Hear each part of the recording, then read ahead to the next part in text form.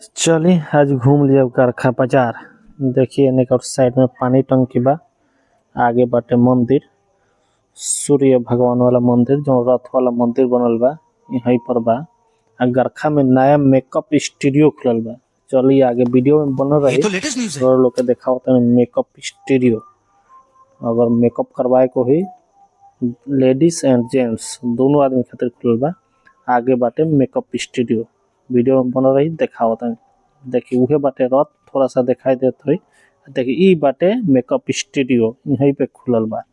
आगे बाजार देखल जा, बाजार तो सब केहू जानत हुई। यहाँ तो बहुत जाम लागल रहेला, जे आवल जो गरखा सब केहू के पता हुई कि यहाँ कितना जाम लागल रहेला। अभी थोड़ा खाली बा, सवेर के टाइम बा ऐसे तो यहाँ से निकलल मुश्किल भल रहेला। जे गरखाइल हुई उ जानत हुई रास्ता के बारे में। आगे यह चौक बाटे जो उनके ओरने सीधे पटना चल जाए के हुई। आगे उन्हें करता पटना सीधा आगे चली। हमार वीडियो कैसा लगल कमेंट करके जरूर बतलाई लो। इतना वीडियो देखे खातिर लोग के बहुत बहुत धन्यवाद।